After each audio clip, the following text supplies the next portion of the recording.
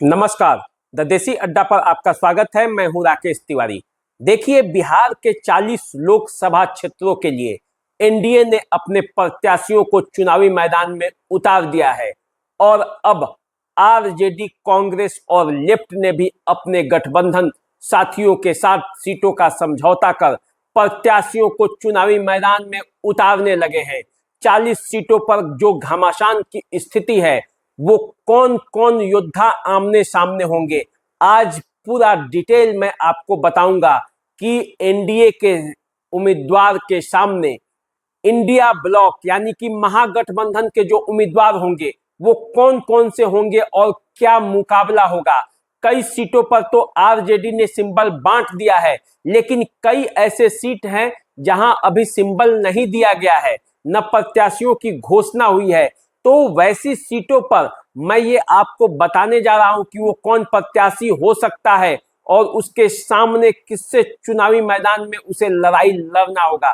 तो चलिए, मैं जो आपको बता रहा हूं इसमें से 95% उम्मीदवार वही होंगे आरजेडी के।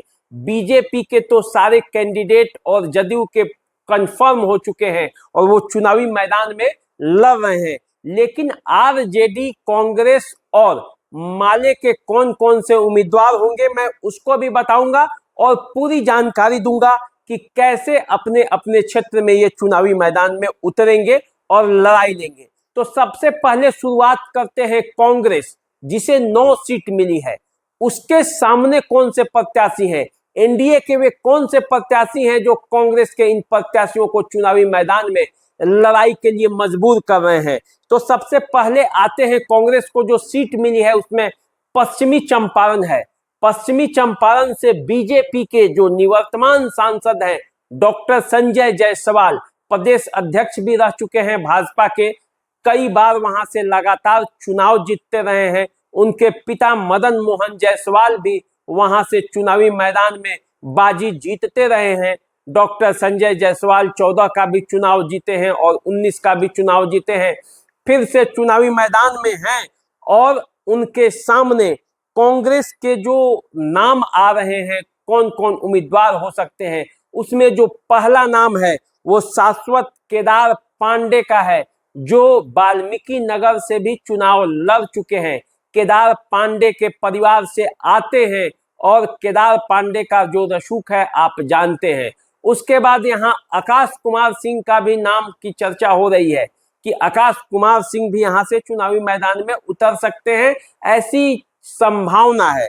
लेकिन शाश्वत केदार पांडे और डॉक्टर संजय जायसवाल के बीच बेतिया यानी कि पश्चिमी चंपारण की लड़ाई होगी। यहाँ से मनीष कश्यप भी चुनावी मैदान में उतरने का दावा ठोक चुके हैं। निर्दलीय प्रत्याशी के तौर पर वे चुनावी मैदान में उतरने वाले हैं। तो ऐसे में देखना है कि पश्चिमी चंपारण में क्या होता है। इसके बाद आ जाइए किशनगंज, जहां से कांग्रेस के एकमात्र सांसद डॉक्टर मोहम्मद जावेद हैं और उनके खिलाफ मास्टर मुजाहिद को जदयू ने चुनावी मैदान में उतारा है। यहां से एआईएमआईएम के उम्मीदवार भी खेल बिगाड़ सकते हैं। तो देखना है कि किशनगंज में इन 3 प्रत्याशियों के बीच जो मुकाबला होगा त्रिकोणीय, उसका परिणाम क्या आता है। अब आइए कटिहार। कटिहार वो लोकसभा क्षेत्र जहां से कांग्रेस के तारिक अनवर चुनावी मैदान में उतरने वाले हैं। यहां से जदयू के दुलार चंद गोस्वामी अभी निवर्तमान सांसद हैं, वो चुनाव जीते थे 2019 के, इस बार भी वो जदयू के प्रत्याशी के तौर पर चुनावी मैदान में हैं। तो कटिहार में घमासान है तारिक अनवर और दुलार चंद गोस्वामी के। यहां से आरजेडी डॉक्टर अशफाक करीम को टिकट देना चाह रही थी, लेकिन ऐन मौके पर कांग्रेस ने राजद से ये सीट छीन ली और अंत तक अड़ी रही। तो डॉक्टर अशफाक करीम यहाँ क्या करेंगे, क्या चुनावी रणनीति होगा, उसके बाद ये कटिहार का मामला सामने क्लियर आएगा। इसके बाद आइए महाराजगंज। महाराजगंज लोकसभा क्षेत्र जो अंतिम समय में कांग्रेस के खेमे में आई, कोई इसकी चर्चा नहीं थी, अंत तक यह राजद को जा रहा था, लेकिन अंतिम समय में महाराजगंज कांग्रेस को दे दिया गया और यहां से भाजपा के जनार्दन सिंह सिग्रीवाल के खिलाफ अब कौन चुनावी मैदान में होगा, ये तय कांग्रेस को करना है। क्योंकि यहाँ अखिलेश प्रसाद सिंह जो प्रदेश अध्यक्ष हैं कांग्रेस के, उनके पुत्र आकाश कुमार सिंह का भी नाम चल रहा है, विजय शंकर दुबे का भी नाम चल रहा है। नाम ये भी हो रहा है कि कहीं आरजेडी के रणधीर कुमार सिंह को कांग्रेस से टिकट दे दिया जाए। जितेंद्र स्वामी का भी नाम चल रहा है, वो आरजेडी से प्रयासरत थे, लेकिन आरजेडी से ये कांग्रेस में चला गया, तो उनका संबंध कांग्रेस में भी है। तो देखना है कि ये सीट किसे जाती है। वैसे विजय शंकर दुबे यहाँ से मांझी और महाराजगंज से विधायक रह चुके हैं, वर्तमान में वो महाराजगंज से विधायक हैं, उनके नाम की भी चर्चा है। तो अब देखना है कि महाराजगंज कहाँ जाता है। अब आइए मुजफ्फरपुर। मुजफ्फरपुर से विजेंद्र चौधरी को कांग्रेस चुनावी मैदान में उतार सकती है, और यहां से राजभूषण निषाद जो पहले पिछले चुनाव में वीआईपी के कैंडिडेट थे, इस बार बीजेपी के कैंडिडेट हो चले हैं। अजय निषाद जो यहाँ के निवर्तमान सांसद है बीजेपी के, उनका टिकट काट कर राजभूषण निषाद जो कि मुकेश सहनी के साथी माने जाते हैं, उनको टिकट बीजेपी ने थमा दिया है। लगभग 4.25 लाख मतों से राजभूषण निषाद को पिछले बार अजय निषाद ने चुनावी मैदान में हराया था। अब देखना यह है कि मुजफ्फरपुर के जो चुनावी रण क्षेत्र है उसका गेम क्या होता है जब राजभूषण निषाद और विजेंद्र चौधरी आमने सामने होंगे। वैसे कांग्रेस के कई दावेदार और भी हैं, लेकिन विजेंद्र चौधरी जो वैश्य समुदाय से आते हैं, उनको यहां से माना जा रहा है कि कांग्रेस टिकट देने जा रही है। अब आइए जो समस्तीपुर की सीट है, समस्तीपुर कांग्रेस के खाते में गया है, और समस्तीपुर से यहाँ पिछले बार प्रिंस राज लोजपा के सांसद रहे थे। चिराग पासवान से दूरी के बाद इस बार प्रिंस राज का पत्ता साफ है, और ऐसा माना जा रहा है कि चिराग पासवान इस बार वहां से शांभवी चौधरी को चुनावी मैदान में उतारने वाले हैं। शांभवी चौधरी वो हैं किशोर कुणाल की बहू और अशोक चौधरी की बेटी हैं। किशोर कुणाल भूमिहार जाति से आते हैं, जबकि अशोक चौधरी दलित समुदाय से आते हैं। तो ये देखना है कि कैसे समस्तीपुर की लड़ाई, जो शांभवी चौधरी को चिराग पासवान ने टिकट थमाया है, उसके बाद लड़ाई कैसी होती है। समस्तीपुर से वीके रवि चुनावी मैदान में उतर सकते हैं कांग्रेस के टिकट पर। पूर्व डीजीपी रहे हैं तमिलनाडु के, और उनके पिता भी सांसद रह चुके हैं। तो अब ये देखना है कि वीके रवि का चुनावी मैदान में जब मुकाबला शांभवी चौधरी से होगा, जो सबसे कम उम्र की सांसद हो सकती हैं, तो वैसी स्थिति में क्या होता है, मामला कहां जाता है। अब आइए भागलपुर। भागलपुर से अजय कुमार मंडल को जदयू ने चुनावी मैदान में उतारा है। पिछले बार भी अजय कुमार मंडल भागलपुर से सांसद रह चुके हैं जदयू के, इस बार वहां से चुनावी मैदान में है, और उनके सामने कांग्रेस अजीत शर्मा को चुनावी मैदान में उतारना चाहती है। पहले तो ये कहा गया था कि अजीत शर्मा की पुत्री नेहा शर्मा चुनावी मैदान में उतरेंगी, लेकिन अब ऐसा माना जा रहा है कि अजीत शर्मा ही चुनावी मैदान में उतरेंगे। तो देखना होगा, भागलपुर की लड़ाई भी बहुत दिलचस्प होने वाली है। भूमिहार जाति से आते हैं अजीत शर्मा, और अजय कुमार मंगल गंगौता जाति से आते हैं, जहां भागलपुर में इनका दबदबा है जातीय समीकरणों के लिहाज से देखा जाए तो। पटना साहिब अब मिला है कांग्रेस को, एक सीट पटना साहिब। आप जानते हैं पटना साहिब बीजेपी का सबसे सुरक्षित दुर्ग है, और इस दुर्ग से रविशंकर प्रसाद फिर से चुनावी मैदान में है, और यहाँ कांग्रेस ने जिसे प्रत्याशी बनाने का मन बनाया है वो है अंशुल अभिजीत कुशवाहा, जो कि मीरा कुमार के पुत्र हैं। मीरा कुमार जगजीवन राम की पुत्री और उनके हस्बैंड कुशवाहा हैं। तो इसलिए अंशुल अभिजीत कुशवाहा पटना साहिब से चुनावी मैदान में होंगे।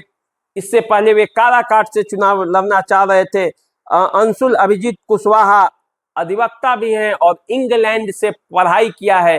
तो ऐसा माना जा रहा है कि अंशुल अभिजीत कुशवाहा, जो कि कांग्रेस के राष्ट्रीय प्रवक्ता भी रह चुके हैं, उनका जब मुकाबला होगा रविशंकर प्रसाद से, तो राजनीति में कौन से क्या होगा पटना साहिब के राजनीति में, कितना दिलचस्प मुकाबला होगा, ये देखना होगा। वैसे पटना साहिब भाजपा का सबसे सुरक्षित दुर्ग है, कोई हिला नहीं पाता है। कई बार से ऐसा देखा गया है, बीजेपी बड़ी आसानी से यहाँ चुनाव जीतते रही है। अब आइए सासाराम। सासाराम से छेदी पासवान बीजेपी के सांसद थे, उनको टिकट काट कर शिवेश राम को चुनावी मैदान में उतारा गया है। शिवेश राम मुनीलाल के पुत्र हैं, जो सासाराम से सांसद भी रह चुके हैं, केंद्रीय मंत्री भी रह चुके हैं। शिवेश राम के खिलाफ राजेश राम को चुनावी मैदान में उतारेगी कांग्रेस, या फिर वो विश्वनाथ राम को चुनावी मैदान में उतार सकती है। अब देखना यह है कि सासाराम की सीट पर कौन चुनावी मैदान में उतरता है, क्योंकि मीरा कुमार ने इस सीट से चुनाव लड़ने से मना कर दिया है। उसके बाद स्थिति यहाँ की क्या हो सकती है, आप समझ सकते हैं। यहाँ लड़ाई कितनी दिलचस्प है या कितनी कमजोर है कांग्रेस के लिहाज से, आरजेडी के लिहाज से, यहाँ क्या लड़ाई है आप समझ सकते हैं। ये तो कांग्रेस की सीटें थी, जो 9 सीटें थी, इस पर आपने देखा। अब आइए वो 5 सीट जहां से लेफ्ट पार्टियां अपने चुनावी मैदान में प्रत्याशी उतारने वाले हैं। उसमें सबसे पहले यदि बेगूसराय की बात करते हैं, जहां से गिरिराज सिंह निवर्तमान सांसद हैं, गिरिराज सिंह के खिलाफ अवधेश राय को चुनावी मैदान में उतारा गया है सीपीआई के बैनर तले, और ये अवधेश राय बछवाड़ा के पूर्व विधायक हैं। तो देखना है कि जहां कन्हैया कुमार पिछले बार गिरिराज सिंह को चुनावी मुकाबला में ललकारा था, इस बार क्या होने वाला है, लड़ाई कितनी दिलचस्प होने वाली है आप समझ सकते हैं। अब आइए खगड़िया। खगड़िया जहां से लोजपा के महबूब अली कैसर एमपी रहे हैं, निवर्तमान सांसद हैं, लेकिन इस बार उनका टिकट कट चुका है। ऐसा माना जाता है कि चिराग पासवान राजेश वर्मा को चुनावी मैदान में उतारने वाले हैं। वो भागलपुर के डिप्टी मेयर रह चुके हैं, और यहाँ सीपीएम ने जिसे चुनावी मैदान में उतारा है, संजय कुमार को चुनावी मैदान में सीपीएम ने यहाँ से उतारा है। अब आइए बात कर लेते हैं माले के 3 सीटों पर, जहां से माले चुनावी मैदान में आती है। माले जिन 3 सीटों पर चुनावी मैदान में उतरने वाली है, उसमें है नालंदा, आरा और काराकाट। तो नालंदा से संदीप सौरभ माले के कैंडिडेट होंगे। नालंदा से कौशलेंद्र कुमार जदयू के चुनावी मैदान में उतर चुके हैं, नीतीश कुमार के करीबी हैं। नालंदा नीतीश कुमार का गृह जिला है, हारते नहीं है जल्दी नीतीश कुमार नालंदा से, और वहां संदीप सौरभ इस बार जोरदार टक्कर देने के लिए तैयार हैं। आरा जहां से आर के सिंह चुनावी मैदान में है बीजेपी के कैंडिडेट के तौर पर, पिछले बार भी चुनावी मैदान में बाजी जीती थी। वहां से सुदामा प्रसाद चुनावी मैदान में उतर सकते हैं, माले के कैंडिडेट हैं। और अब आइए काराकाट, जहां से उपेंद्र कुशवाहा चुनावी मैदान में है। काराकाट वह इंपॉर्टेंट क्षेत्र जहां से कुशवाहा बहुल क्षेत्र माना जाता है। पिछले बार महाबली सिंह जदयू के प्रत्याशी के तौर पर चुनावी मैदान में उतरे थे। सीट शेयरिंग के तहत इस बार जदयू से यह सीट उपेंद्र कुशवाहा को दिया गया है। उपेंद्र कुशवाहा चुनावी मैदान में है, और उनके सामने माले राजाराम कुशवाहा को चुनावी मैदान में उतार रही है। तो ये देखना है कि 2 कुशवाहाओं के बीच जो काराकाट की लड़ाई होगी कितनी जबरदस्त होती है। तो ये तो रहा जो आरजेडी के अलावे जो कांग्रेस और लेफ्ट दल थे उनके प्रत्याशियों की सूची।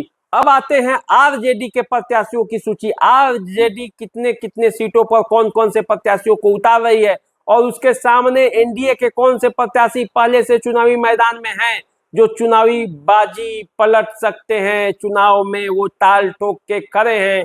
आरजेडी को उन्हीं से मुकाबला करना है। अधिकांश इसमें से सांसद हैं, और उनसे मुकाबला जब करना है आरजेडी को तो कैसे होगा ये देखिए। तो सबसे पहले हम आते हैं वाल्मीकि नगर सीट। वाल्मीकि नगर जो आरजेडी के कैंडिडेट इस बार वहां से दीपक यादव हो सकते हैं, बगाह शुगर मिल के मालिक हैं। भाजपा के नेता थे डीपी यादव, यूपी के जो बाहुबली नेता हैं उनके दामाद हैं, और ये भाजपा से पिछला चुनाव लड़ चुके हैं। भाजपा से टिकट चाहते थे और इसीलिए बीजेपी ज्वाइन किया था, लेकिन अब ये टिकट मिला नहीं, और इसलिए यहां से अब दीपक यादव, जिन्होंने आरजेडी का दामन थामने का मन बना चुके हैं, और ऐसा माना जाता है कि आरजेडी दीपक यादव को वाल्मीकि नगर में चुनावी मैदान में उतारेगी। तो ये देखना है कि बगहा में क्या होगा, जहां सुनील कुमार कुशवाहा जदयू के निवर्तमान सांसद हैं और इस बार प्रत्याशी भी हैं। बैद्यनाथ प्रसाद महतो के वो बेटे हैं, कुल मिलाकर एक बार सांसद रह चुके हैं। अब ये लड़ाई जो है वाल्मीकि नगर का, वो किस मोड़ पे करवट बैठेगी, क्योंकि यहाँ ब्राह्मणों की अच्छी खासी आबादी है, और ब्राह्मण मतदाता ये तय करते हैं कि कौन से प्रत्याशी इस बार लोकसभा में जाएगा। तो देखना यह है कि वाल्मीकि नगर का चुनावी फिजा कौन सा रंग लेती है। अब आइए पूर्वी चंपारण, जहां से राधा मोहन सिंह भाजपा के वरिष्ठ नेता प्रत्याशी हैं। ऐसा माना जा रहा था कि राधा मोहन सिंह का टिकट इस बार कट जाएगा, लेकिन ऐसा हुआ नहीं। राधा मोहन सिंह चुनावी मैदान में हैं और उनके खिलाफ चुनावी मैदान में आरजेडी उतारने जिस योद्धा को जा रही है उसका नाम है केसरिया के पूर्व विधायक राजेश कुमार कुशवाहा। यहाँ से विनोद श्रीवास्तव की भी चर्चा थी, यहाँ से मनोज यादव की भी चर्चा थी, यहाँ से देवा गुप्ता की भी चर्चा थी, लेकिन इन सबको दरकिनार कर ऐसा लगता है कि राजेश कुमार कुशवाहा को चुनाव में टिकट मिल जाएगा, उन्हें सिंबल मिल जाएगा और वे राधा मोहन सिंह के खिलाफ चुनावी मैदान में पूर्वी चंपारण से आरजेडी के प्रत्याशी होंगे। तो देखना होगा कितना दिलचस्प मुकाबला होता है। अब आइए शिवहर, जहां से लवली आनंद को जदयू ने चुनावी मैदान में उतार दिया है। रमा देवी बीजेपी की थी, उनका टिकट कट चुका है, निवर्तमान सांसद हैं। उनके बजाय इस बार लवली आनंद एक राजपूत चेहरा को चुनावी मैदान में उतारा गया है। अब माना जा रहा है कि इसी को देखते हुए वैश्य समुदाय के वोटों का लाभ उठाने के लिए आरजेडी यहाँ से ऋतु जायसवाल को चुनावी मैदान में उतार दिया है। ऋतु जायसवाल जो कि तेज तर्रार नेता है, मुखिया भी रह चुकी हैं और पूरे भारत में उनको इनाम भी मिला था, मुखिया जो महिला मुखिया वो बनी थी। और जब ऋतु जायसवाल चुनावी मैदान में टंकार भरती हैं, जब वो बोलती हैं तो सब कोई सुनता है, क्योंकि वो बड़ी जोरदार ढंग से महिलाओं की भी आवाज उठाती हैं और अपने क्षेत्र के समस्याओं की भी। तो देखिए ऋतु जायसवाल यदि शिवहर से चुनावी मैदान में उतरती हैं तो फिर चुनावी रंग कैसा होता है। अब आइए सीतामढ़ी, जहां से देवेश चंद्र ठाकुर जदयू के चुनावी मैदान में उतर चुके हैं जदयू के तरफ से। यहाँ सुनील कुमार पिंटो का टिकट काट कर बीजेपी के वो नेता थे, उन्हें जदयू में शामिल कराकर जदयू से टिकट दिया गया था, सांसद बने थे। इस बार टिकट कट गया है, देवेश चंद्र ठाकुर को टिकट मिला है। देखना है इसका क्या असर होता है। यहाँ से सुनील कुशवाहा या संजय गुप्ता, इन दोनों में से किसी एक को आरजेडी अपना प्रत्याशी बना सकती है। अब देखना यह है कि कौन वहां से प्रत्याशी बनता है। अब आइए सुपौल, सुपौल से एनडीए के प्रत्याशी हैं दिलेश्वर कामत, जदयू के प्रत्याशी हैं। माना जाता है कि विजेंद्र प्रसाद यादव के काफी करीबी हैं और वहां से उनको टिकट मिला है जदयू का। फिर से वो सांसद थे। यहाँ से चंद्रहास चौपाल जो सिंहेश्वर के विधायक हैं, उनके चुनावी मैदान में उतरने की खबर है कि आरजेडी उनको टिकट देने जा रही है। अब आइए झंझारपुर, झंझारपुर जहां से गुलाब यादव की अच्छी खासी पकड़ है, पिछले बार प्रत्याशी भी थे, हालांकि चुनाव नहीं जीत पाए थे। इस बार उनका टिकट आरजेडी काट रही है, ऐसा माना जा रहा है। वहां से अभी प्रत्याशी का फैसला नहीं हो पाया है, लेकिन वहां से जदयू के रामप्रीत मंडल चुनावी मैदान में हैं, पिछले बार के सांसद हैं, पिछले बार उन्होंने गुलाब यादव को पराजित किया था। अब देखना है कि इस बार क्या स्थिति बनती है। अब आइए मधुबनी, जहां से अशोक प्रसाद यादव चुनावी मैदान में उतर चुके हैं, बीजेपी के प्रत्याशी हैं, पिछले बार सांसद थे, हुकुमदेव नारायण यादव के पुत्र हैं। अशोक यादव केवटी से विधायक रह चुके हैं। पूरा राजनीति में अच्छी खासी पकड़ मानी जाती है अशोक कुमार यादव की। अब देखना यह है कि इस चुनाव में मधुबनी में क्या होता है। अब आइए मधेपुरा, जहां से दिनेश चंद्र यादव जदयू के प्रत्याशी हैं, वहां से चंद्रशेखर यादव शरद यादव के पुत्र या कोई और कौन प्रत्याशी बनता है, आरजेडी ने अभी फाइनल नहीं किया है और यहाँ को लेकर अभी सस्पेंस बना हुआ है।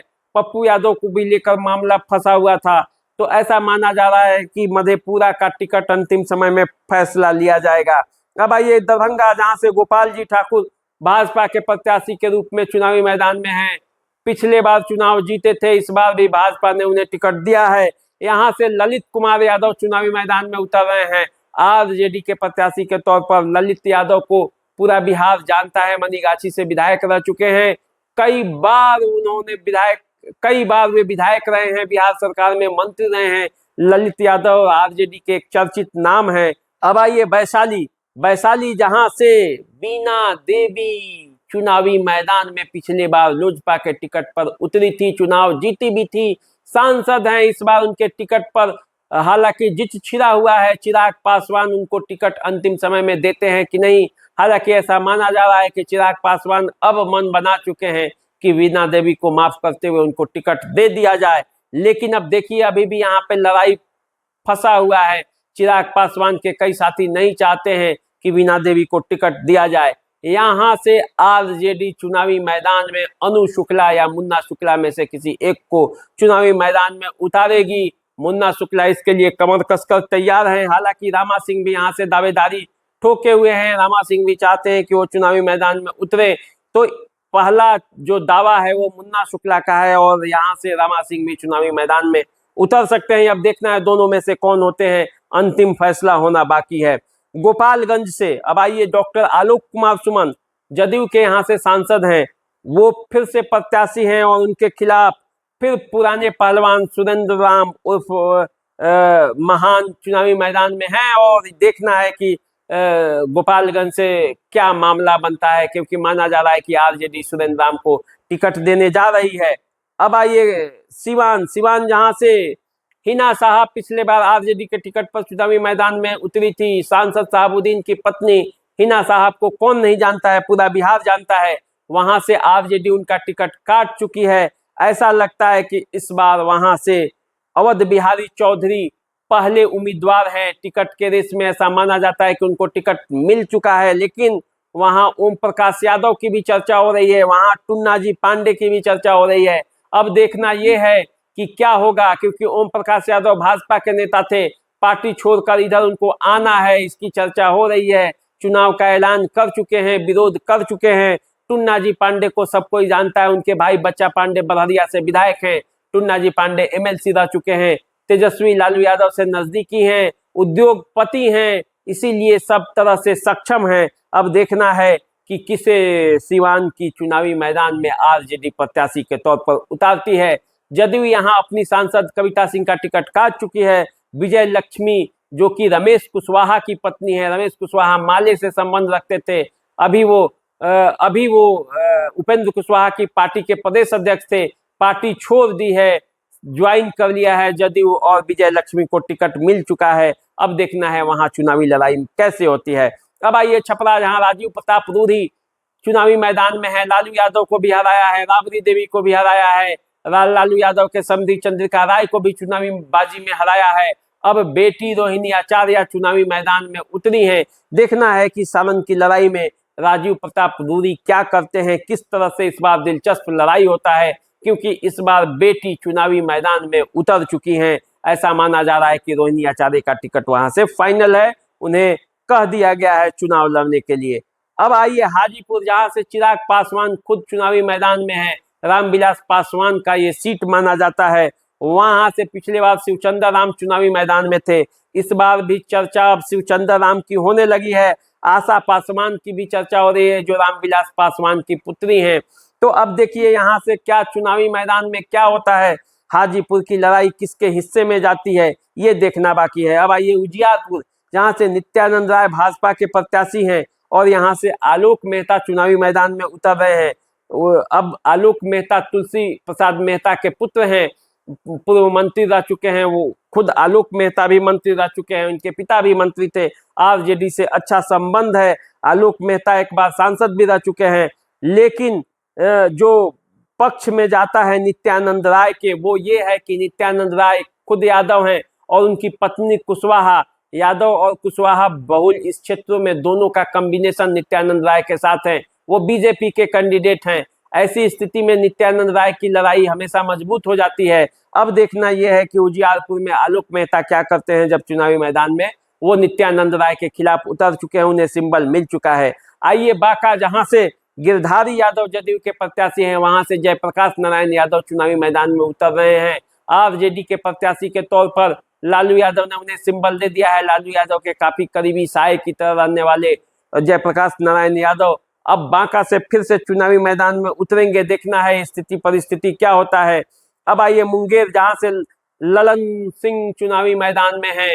ललन सिंह को कौन नहीं जानता है, नीतीश के इतने करीबी। अब उनके खिलाफ अशोक यादव, जो डाउन माफिया और जो कह लीजिए बाहुबली, कई आरोपी के गंभीर आरोपी 17 साल के बाद जेल से बाहर निकलते हैं, शादी करते हैं चुनाव के लिए। अनीता देवी को टिकट मिल चुका है। आरजेडी का मुकाबला बड़ा दिलचस्प है, देखना है मुंगेर में क्या होता है। आइए पाटलिपुत्रा, जहां से रामकृपाल यादव चुनावी मैदान में हैं और यहां से मीसा भारती को टिकट मिल चुका है। आरजेडी का मीसा भारती चुनावी मैदान में उतरेंगी और लालू प्रसाद यादव की बड़ी बेटी हैं। लालू यादव हालांकि इस चुनाव में यहां से हार चुके हैं, मीसा भारती भी दो बार हार चुकी है।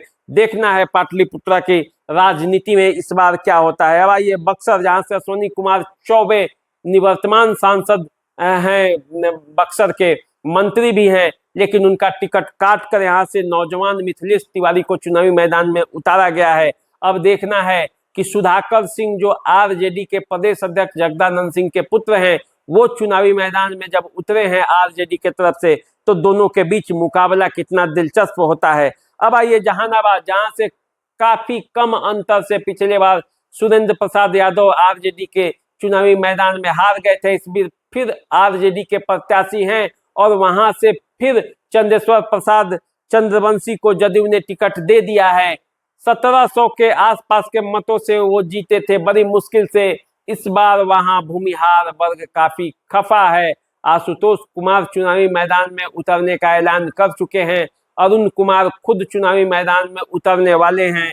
ऐसी स्थिति में फिर से जहानाबाद में कैसी लड़ाई होगी, ये देखना दिलचस्प होगा। गया जहां से जीतन राम मांझी चुनावी मैदान में हैं और यहां से कुमार सर्वजीत आरजेडी के टिकट पर चुनावी मैदान में उतर चुके हैं। यहाँ पहला फेज की लड़ाई है, अब देखना है गया में क्या होता है। नवादा, जब राजवल्लभ यादव का क्षेत्र माना जाता था, आरजेडी में माना जाता था कि राजवल्लभ यादव इस इलाके के आरजेडी के सबसे बड़े नेता हैं, लेकिन उनका टिकट काट कर, उनकी पत्नी का टिकट, उनके भाई का टिकट काट कर इस बार जो नवादा से श्रवण कुशवाहा को चुनावी मैदान में उतारा गया है। अब देखिए नवादा की लड़ाई बड़ी दिलचस्प हो गई है। यहाँ से विवेक ठाकुर को चुनावी मैदान में उतारा गया है। सीपी ठाकुर के पुत्र हैं, भाजपा के बड़े नेता हैं। अब देखना यह है कि पिछले चुनाव में यहाँ से लोजपा चुनावी मैदान में उतरी थी, चंदन सिंह यहाँ के सांसद थे। अब क्या मामला बनता है, भूमिहार जाति से आते हैं।